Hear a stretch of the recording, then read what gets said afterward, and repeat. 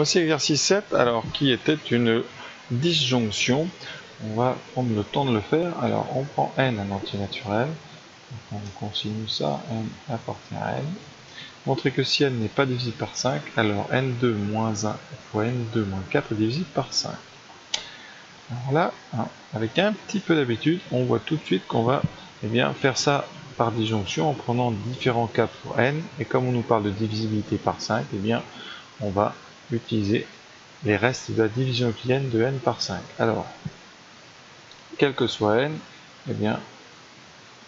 pour tout n appartenant à n, vous pouvez trouver un couple Q et R d'entiers, là on est dans les positifs, tel que A, alors c'est pas A, pardon, ici ça sera n est égal à 5Q plus R, avec évidemment R qui est strictement plus petit que 5, qui est diviseur, qui est positif.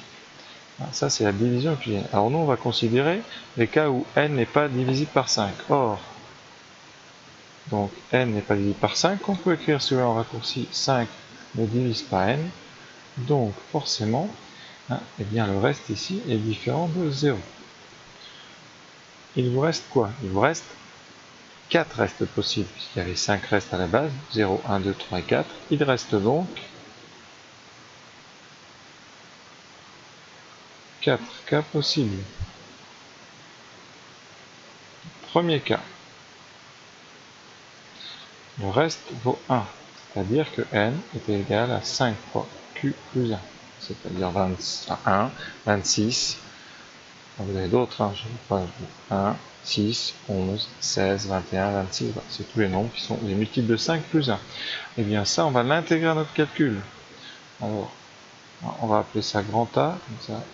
Ici, on va calculer donc n carré moins 1 fois n carré moins 4, et on va regarder si c'est divisible par 5. Alors, pour montrer que quelque chose est divisible par 5, on va juste essayer de mettre 5 en facteur devant un entier. Donc on regarde, qu'est-ce que ça donne? N carré moins 1. Alors on pouvait remarquer, pour tout, c'est que n carré moins 1, c'est une identité remarquable. C'est n moins 1 fois n plus 1.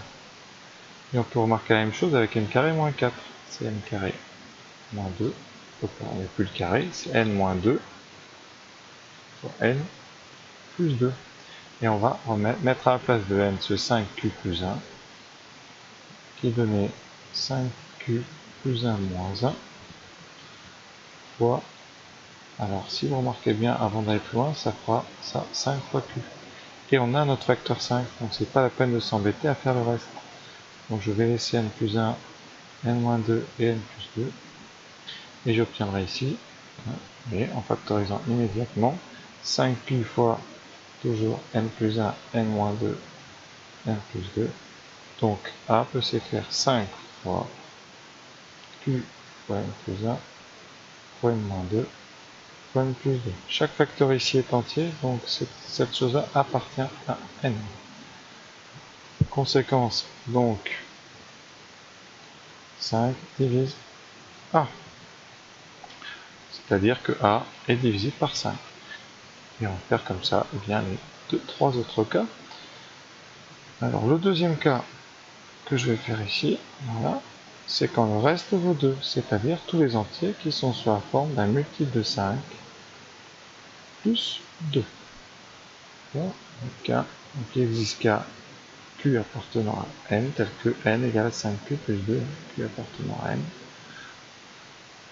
Et on va remplacer ça dans A. Alors A, on va garder la forme factorisée qui est très pratique pour faire cet exercice, qui gagne un temps fou. C'est pour ça qu'il faut vraiment factoriser quand vous voyez des identités remarquables. Et on va essayer de chercher quelle est la parenthèse qui va contenir facilement un multiple de 5. Et bien c'est tout simplement la troisième. Vous savez n-2. Voilà, et bien n-2, on va le substituer dans la parenthèse ici. Ce qui fait que 5q plus 2 moins 2 fera 5q. Conséquence A vaut, on ne touche pas n-1, on ne touche pas n plus 1. Ici vous aurez 5q fois n plus 2. Vous avez exactement comme avant, A qui vaut 5 fois q fois n-1 fois n plus 1, n plus 1 fois n plus 2. comme tout à l'heure, ceci est un entier. Donc, encore une fois, A est un multiple de 5. Donc 5 divise 1. Voilà, et on va faire les deux autres cas. D'ailleurs, c'est exactement le même principe. Alors, je vais effacer le premier cas, parce qu'on n'a plus de place. Troisième cas, si le reste de la division par 5 est 3, donc tout simplement si il existe Q tel que n égale 5Q plus 3, Q appartenant à n. Dans ce cas-là, A, on va regarder quelle est la parenthèse qui va être factorisable par 5. Alors si vous mettez n-1, vous aurez 5Q plus 2, ça ne va pas.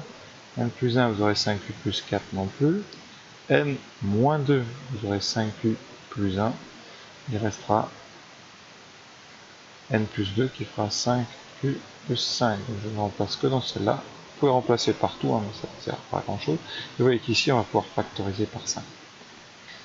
On met 5 en gros devant et vous aurez n-1, n plus 1 et moins 2 qui ne sont pas divisibles par 5, puisque là, vous aurez une forme 5Q plus quelque chose de nul.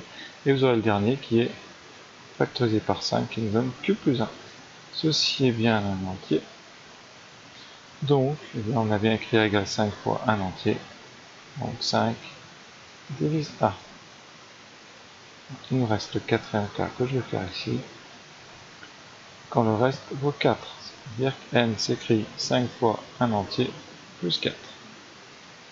Vous avez comme exemple 4, 9, 14, 19, etc.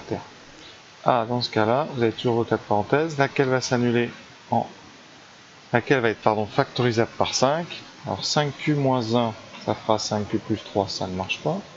Si vous faites plus 1 ici, ça fera 5Q plus 5, ça marche, c'est la deuxième. Donc je ne vais remplacer que dans la deuxième. Ça fait n moins 1 fois 5Q plus 4 plus 1, donc 5Q plus 5. Il y aura exactement la même chose qu'on vient de faire précédemment, sauf que ce n'est pas la même parenthèse ici qui se factorise par 5.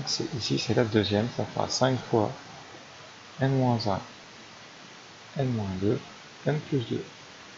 Ce produit-là est bien un entier, donc eh bien A est un multiple de 5, donc 5 divise A. Pensez à faire une conclusion.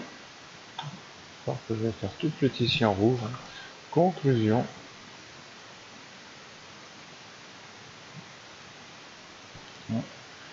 Quel que soit, donc, si n n'est pas divisible par 5,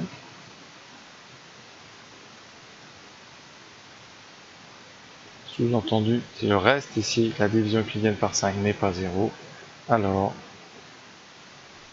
eh bien, A, qui est évidemment ce produit-là, est divisé par 5 puisqu'on a pu le factoriser par 5. Donc voilà, ça c'était un exercice assez sympathique, en tout cas pas si évident que ça, et pour tester vraiment votre capacité à gérer les disjonctions. Donc voilà, j'espère que ce devoir vous a plu. C'était pas le plus dur de l'année évidemment, c'était le premier, une petite mise en bouche pour le reste de l'année. La durée, c'est à peu près 1h30, hein. Il faut laisser le temps pour faire ce genre de choses au départ. Alors évidemment, avec un peu d'entraînement, ça paraît simple, mais croyez-moi, dans le stress, ça c'est loin de l'être. Voilà, j'espère que ça vous a plu et puis à très bientôt.